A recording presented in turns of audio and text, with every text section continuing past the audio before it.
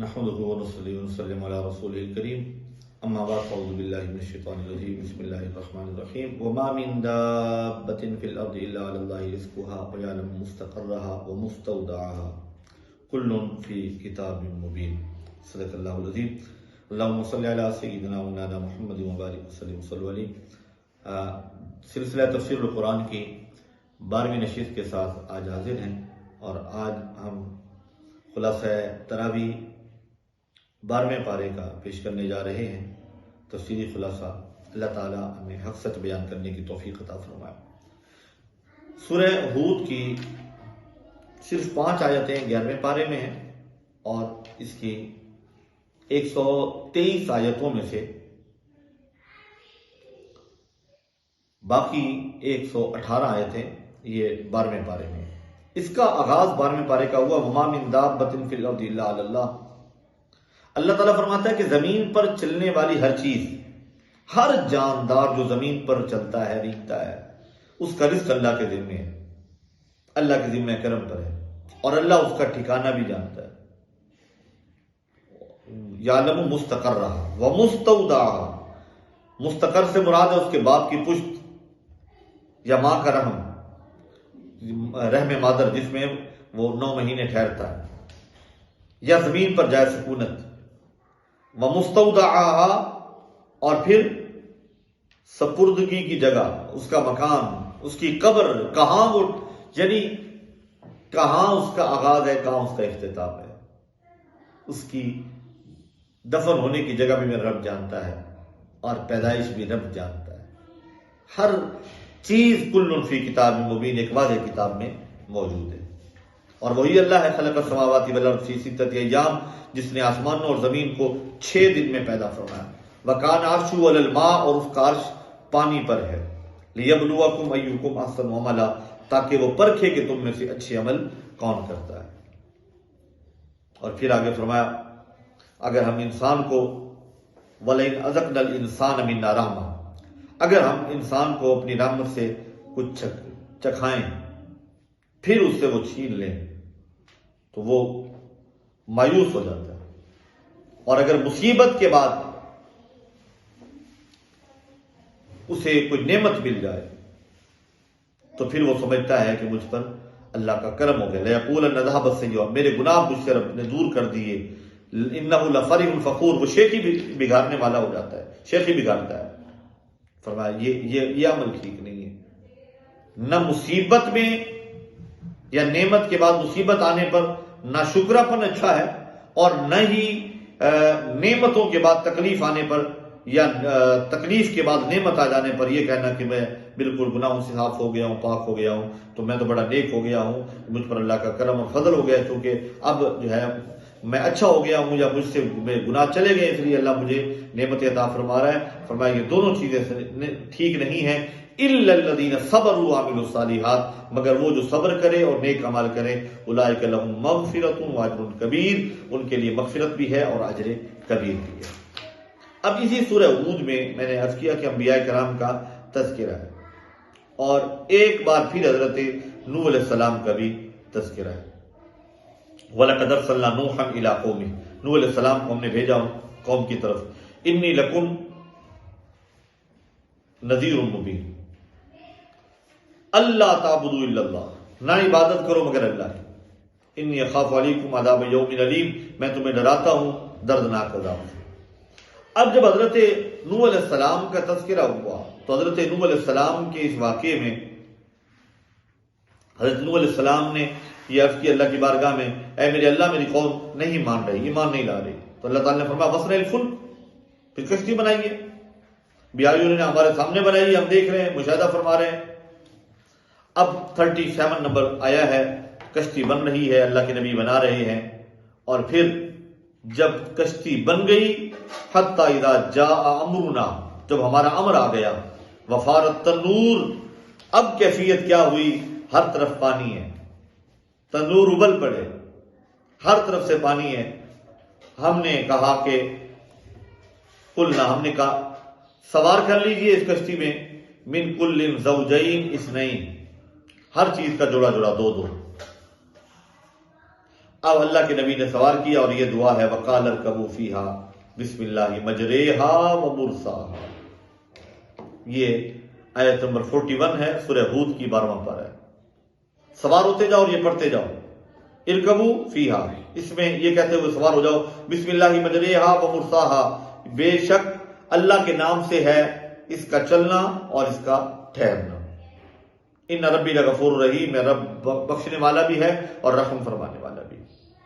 وَهِيَ تَجْرِي بِهِمْ، اور کشتی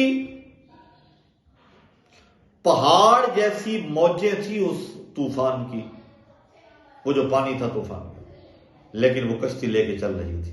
تجری بہم فی موجن کالجبال، پتہ چلا جو کشتی اللہ کے نام سے چل پڑتی ہے پھر وہ زمانے کی موجوں سے گھبرایا نہیں کرتی. ونادى نوح ابنہ، نوح علیہ السلام نے الگ کھڑے اپنے بیٹے سے کہا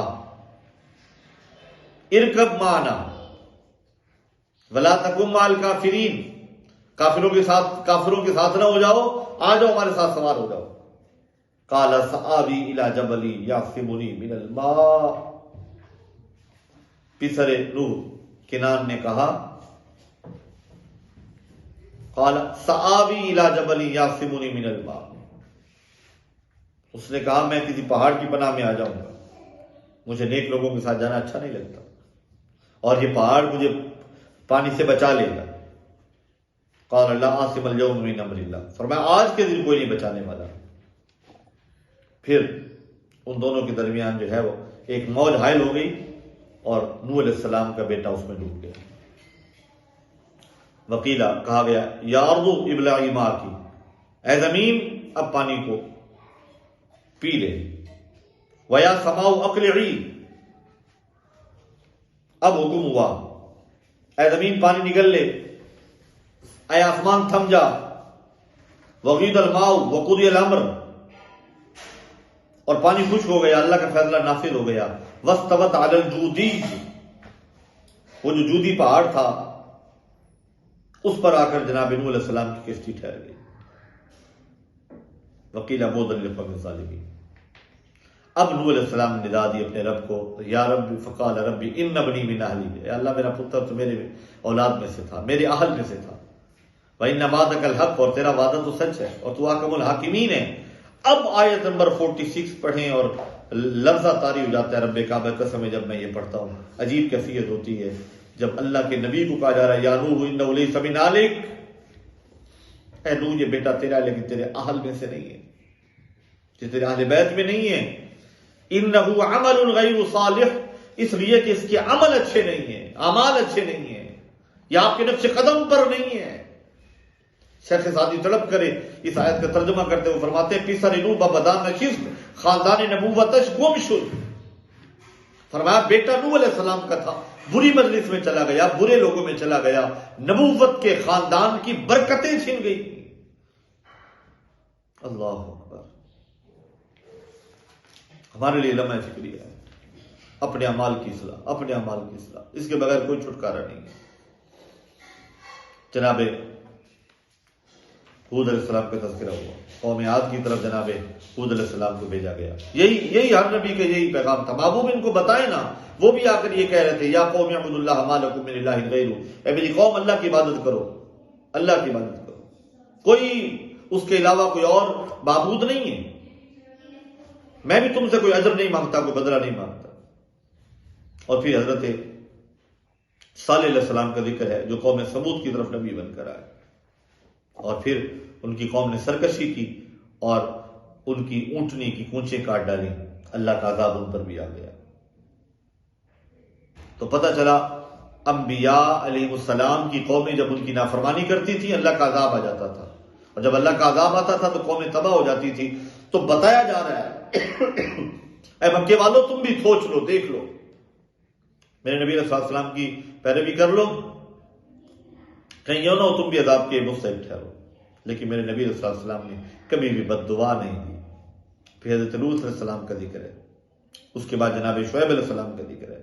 قالوا یا شعیب وصلاتک تأمرک ان نترک ما یعبد آباؤنا، اے شعیب تم کہتے ہو ہم اپنے آباء و اجداد کا دین چھوڑ دیں. اللہ اکبر. آج کفار مکہ بھی یہی کچھ کہہ رہے ہیں. اور نبی علیہ السلام کو کہا جا رہا ہے محبوب ان کو بتائیں نا، پہلے والے بھی یہی کچھ کہتے تھے، عذاب آیا تباہ ہو گئے۔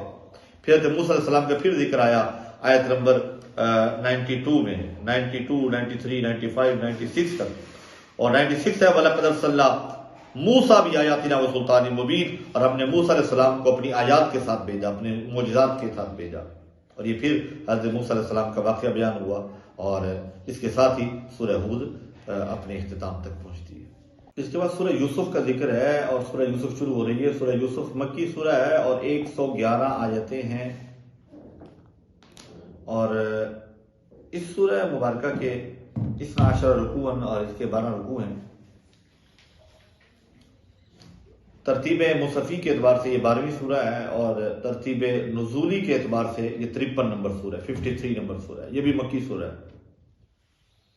اللہ تبارک و تعالیٰ نے اس میں جناب یوسف علیہ السلام کا تذکرہ کیا ہے، ان کا واقعہ بیان کیا ہے، اس لیے اس سورت کا نام سورہ یوسف ہے۔ فرمایا اِنَّا أَنزَلْنَاهُ قُرْآنًا عَرَبِيًّا لَعَلَّكُمْ تَعْقِلُونَ، ہم نے قرآن کو عربی زبان میں نازل کیا تاکہ تم سمجھ لو۔ اور پھر نَحْنُ نَقُصُّ عَلَيْكَ أَحْسَنَ الْقَصَصِ، ہم تمہیں ایک واقعہ بیان کرتے ہیں جو واقعات میں سے سب سے خوبصورت واقعہ ہے۔ وَإِن كُنتَ مِن قَبْلِهِ لَمِنَ الْغَافِلِينَ إِذْ قَالَ يُوسُفُ لِأَبِيهِ، بڑا ڈیٹیل میں یہ واقعہ ہے جس میں جناب یوسف علیہ السلام کے بھائیوں کی ان کے ساتھ رشک والا معاملات اور رشک کی وجہ سے بھائیوں نے حضرت یوسف علیہ السلام کو جو تکالیف پہنچائیں۔ یوسف علیہ السلام نے اپنے والد سے کہا یا ابت انی رأیت 11 کوکبا، آیت نمبر 4 ہے سورہ یوسف کی، ابو جی میں نے خواب دیکھا ہے کہ 11 ستارے ہیں اور ایک سورج ہے اور ایک چاند ہے، اور یہ سب مل کر مجھے سجدہ کر رہے ہیں۔ حضرت، اور میں عرض کر دوں کہ خواب کسی کو سنانا نہیں چاہیے، اسے سنائیں جسے خواب کی تعبیر معلوم ہو، ہر ایرے گہرے کو نہ سنائیں، اور جسے تعبیر کا علم نہیں ہے اسے بتا کر خواب کو خراب مت کیا جائے۔ میں نے خواب دیکھا ہے، اب خواب کی جو اصل جو کیفیت ہوتی ہے وہ کچھ اور ہوتی ہے، اور اس کی تعبیر کچھ اور ہوتی ہے۔ اللہ کے نبی نے جناب یعقوب علیہ السلام نے فرمایا یا بنی لا تقصص رؤیاک، اے میرے بیٹے آپ نے یہ واقعہ کسی سے بیان نہیں کرنا، اپنے بھائیوں سے خاص طور پہ نہیں۔ ان شیطان للانسان عدو مبین، شیطان انسان کا کھلا دشمن ہے۔ اب ہوا کیا؟ اذ قالوا ليوسف واخوه احب الى ابينا منا ونحن عصبة ان ابانا لفي ضلال مبين، حضرت یوسف علیہ السلام کے بھائی حضرت یعقوب علیہ السلام کی بارگاہ میں، یعنی اپنے والد کی بارگاہ میں آئے اور کہنے لگے کہ بابا جان ہم انہیں اپنے ساتھ لے کے جانا چاہتے ہیں۔ قرآن نے کہا کہ بہت ساری نشانیاں ہیں، تو آپ دیکھیں گے قدم قدم پر نشانیاں ہوں گی۔ اب حضرت یوسف علیہ السلام کے 11 بھائی تھے، جن میں سے حقیقی بھائی تھے جناب بنیامین۔ اب بھائیوں نے مشورہ کیا کہ یوسف اور ان کے حقیقی بھائی جو بنیامین ہیں، یہ ہمارے بابا جناب یعقوب علیہ السلام کو بہت پسند ہیں، پیارے ہیں، حالانکہ ہم ایک جیسے ہیں، ایک جماعت ہیں۔ پھر انہوں نے یہ مشورہ کیا اقتلوا یوسف، یوسف کو قتل کر دو، اب اطرحوہ ارضا، یا ایسی زمین میں چھوڑاؤ، یخل لکم وجہ ابیکم، کہ یہ اپنے والد سے دور ہو جائے اور والد کا رجحان ہماری طرف ہو جائے۔ اب ان میں سے ایک نے کہا لا تقتلوا یوسف، کہ تم یوسف کو قتل نہ کرو۔ اب وہ اعتدال پسند بھائی تھا۔ ایسا کرو القوہ فی غیابۃ الجب، کسی گہرے کنویں میں ڈالو، یلتقط بعض السیارہ ان کنتم فاعلین، کوئی قافلے والا اٹھا کے لے جائے گا۔ اب انہوں نے اپنی تعبیر پر عمل کرنے کے لیے اپنے والد کی بارگاہ میں جا کر کہا قالوا یا ابانا، آیت نمبر 11 ہے، مالک لا تأمنا علی یوسف، آپ یوسف کے معاملے میں ہم پر بھروسہ کریں، ہم اس کے خیر خواہ ہیں، ہمارے ساتھ بھیج دیں تاکہ یہ کچھ ہمارے ساتھ سیر کر آئے، کچھ چلے پھرے، کھیلے کودے ہمارے ساتھ، کچھ کھائیں پیئیں، ہم کو پھل شل کھائے، کھیلے کودے، ہم چاہتے ہیں کہ اسے آؤٹنگ کروا کے لائیں اور ہم اس کی حفاظت کرنے والے ہیں۔ قال انی لیحضرنی ان تذهبوا به واخاف ان یاکلہ الذئب وانتم عنہ غافلون، آپ نے تردد کیا جناب یعقوب علیہ السلام نے فرمایا مجھے یہ لگتا ہے کہ میں بھیج تو دوں، مجھے خوف یہ ہے کہ تم اسے لے جاؤ اور پھر مجھے آ کر کہو کہ اسے بھیڑیا کھا گیا ہے اور تم مجھ سے غافل تھے، تم غفلت میں رہو۔ قالوا لئنک لعذیب ونحن عصبہ، کہ یہ کیسے ممکن ہو سکتا ہے کہ ہمارے بھائی کو بھیڑیا کھا جائے اور ہم غافل رہ جائیں اسے۔ فلما ذهبوا به الغرض، یوسف علیہ السلام کو اپنے ساتھ لے گئے اور انہیں ایک گہرے کنویں میں ڈال دیا۔ اپنے بھائی کو اپنے ہاتھوں سے بھائیوں نے کنویں میں ڈال دیا۔ وَأَوْحَيْنَا إِلَيْكَ لَتُنَبِّئَنَّهُم بِأَمْرِهِمْ هَٰذَا وَهُمْ لَا يَشْعُرُونَ، اب انہوں نے گہرے کنویں میں ڈال دیا۔ اللہ کی قدرت یہ ہے کہ ادھر سے قافلہ گزرا، انہوں نے پانی نکالنے کے لیے ڈول لٹکایا اور یوسف علیہ السلام جیسا حسین و جمیل جو ہے وہ شہزادہ لڑکا ڈول میں بیٹھ کر سلامتی کے ساتھ باہر آ گیا۔ انہوں نے اسے مال تجارت بنا لی کہ ہمارا غلام ہے، ہم اسے بیچیں گے۔ اب یوسف علیہ السلام کے بھائیوں نے جب دیکھا تو انہوں نے کہا جی یہ ہمارا بھاگا وہ غلام ہے، تو اسے ہم بیچتے ہیں، کچھ درہم ہمیں دے دو۔ کھوٹے سکوں کے عوض انہوں نے اپنے بھائی کو بیچ دیا۔ اب دوسری طرف یہ ہوا،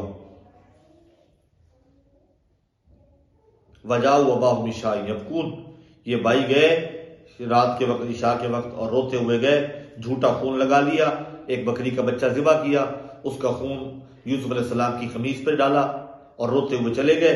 جب آپ نے روتے دیکھا، جناب یعقوب علیہ السلام نے فرمایا کیا ہوا ہے؟ انا ذهبنا نستبق وترکنا یوسف عند متاعنا، ہم گئے، ہم نے اپنے بھائی کو سامان کے پاس چھوڑا تو بھیڑی آیا اور ہمارے بھائی کو کھا گیا۔ وَمَا أَنْتَ بِمُؤْمِنٍ لَنَا وَلَوْ كُنَّا صَادِقِينَ، ہم اگرچہ سچے ہوں لیکن آپ ہماری بات مانیں گے تو نہیں نا۔ اللہ اکبر۔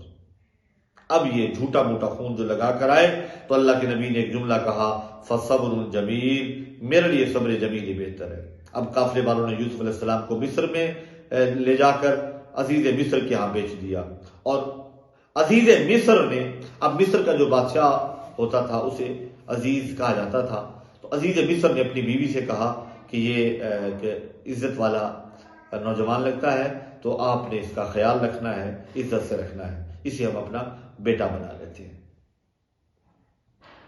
اب انہوں نے اپنا بیٹا بنا کے اسے رکھ لیا۔ اب صورتحال یہ ہوئی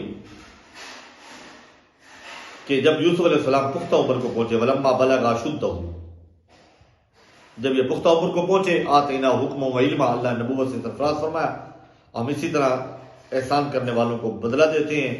وراودت التی هو فی بیتها عن نفسها وغلقت الابواب، اب وہ واقعہ ہوا کہ عزیز مصر کی بیوی نے، جس کا نام زلیخا تھا، اپنے گھر میں دروازے بند کر کے حضرت یوسف علیہ السلام کو دعوت گناہ دی۔ یوسف علیہ السلام نے فرمایا میں اپنے مربی کی احسان کشی نہیں کر سکتا۔ آپ دروازے کی طرف دوڑے، پیچھے سے عزیز مصر کی بیوی نے ان کی قمیص پکڑی جو پھٹ گئی۔ اسی اثناء میں ان کا شوہر سامنے آیا۔ عزیز مصر کی بیوی نے سارا الزام جناب یوسف علیہ السلام پر ڈال دیا۔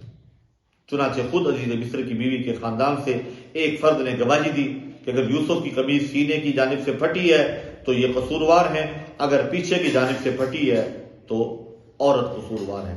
جب قمیص دیکھی گئی تو وہ پیچھے سے پھٹی ہوئی تھی۔ وَإِنْ كَانَ قَمِيصُهُ قُدَّ مِنْ دُبُرٍ فَكَذَبَتْ وَهُوَ مِنَ الصَّادِقِينَ فَلَمَّا رَأَىٰ قَمِيصَهُ قُدَّ مِنْ دُبُرٍ قَالَ إِنَّهُ مِنْ كَيْدِكُنَّ إِنَّ كَيْدَكُنَّ عَظِيمٌ، جب قمیص کو دیکھا گیا وہ تو پیچھے سے پھٹی ہوئی تھی۔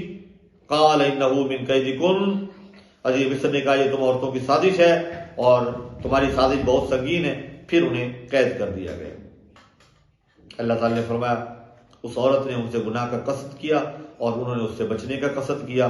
اگر وہ اپنے رب کی دلیل نہ دیکھتے،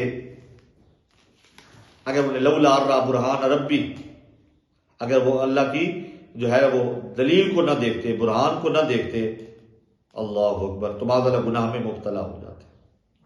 اب یہ چرچا ہوا کہ عزیز مصر کی بیوی ہو کر یہ کیسے فرشتہ ہو گئی۔ اب انہوں نے ایک پروگرام بنایا اور وہ اگلی آیات میں آ گئے۔ اب جب عورتوں نے تانے دیے کہاں عزیز مصر کی بیوی اور کہاں زر خرید غلام، تو ایک دعوت کا اہتمام کیا گیا۔ تو جو بڑے بڑے عمراء اور وزیر مشیر ان کی بیویاں تھیں وہ آ کر بیٹھ گئیں، تکیے لگا دیے گئے، ان کے ہاتھوں میں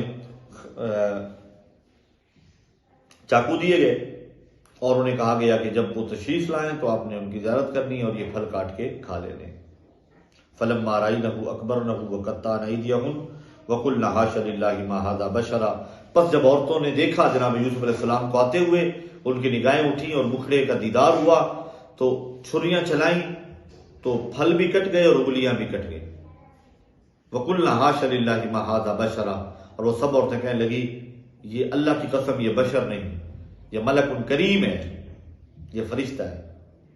تو یہ واقعہ چل رہا ہے، تو مزید یہ واقعہ انشاءاللہ کل کے 13ویں پارے کے درس قرآن میں انشاءاللہ ہم بیان کریں گے۔ اللہ تبارک و تعالی ہمیں قرآن کا صحیح فہم نصیب فرمائے اور قرآن کے فیض و برکات سے ہمیں مستفید فرمائے۔ اعلیٰ حضرت امام احمد رضا خان تاجدار بریلوی رحمۃ اللہ تعالی علیہ اس مقام پر اس آیت کو جب پڑھا تو کیا خوبصورت فرمایا، حسن یوسف پہ کٹی مصر میں انگشت زنا، سر کٹاتے ہیں تیرے نام پہ مردان عرب۔ یوسف علیہ السلام کا حسن دیکھ کر انگلیاں کٹ گئی، اور کن کی؟ حسن یوسف پہ کٹی مصر میں انگشت زنا، عورتوں کی انگلیاں حسن یوسف دیکھ کر کٹی۔ اور یا رسول اللہ آپ کا نام نامی اس میں گرامی آتا ہے تو عرب کے مرد اپنی گردنیں کٹا دیتے ہیں۔ انگلیاں کٹ جانا اور گردنیں کٹا دینا بہت بڑا فرق ہے اس میں۔ وہاں حسن سامنے تھا، یہاں نام ہوتا ہے۔ وہاں خواتین تھیں، یہاں مرد ہیں۔ وہاں کاٹی نہیں کٹ گئی، یہاں کٹواتے ہیں۔ وہ ایک بار کی بات ہے، یہاں مسلسل ہے، کیونکہ یہاں سامنے رخ زیبا ہوتا ہے، حضور کا رخ زیبا ہوتا ہے۔ تو سایہ میرا محبوب نہیں ڈٹھا جنوں ویکھ کے چن شرماوے، بجلی ڈردی لشک نہ مارے کتے بے ادبی نہ ہو جاوے، ہاتھ رکھے جے سونا پھلاں وچ ہاتھ پھلاں تو ود جاوے، آزم ایڈا سونا ماہی سن کدرے نظر نہ آوے۔ اللہ تعالیٰ ہمیں حسن مصطفیٰ کا دیدار نصیب فرمائے، آمین۔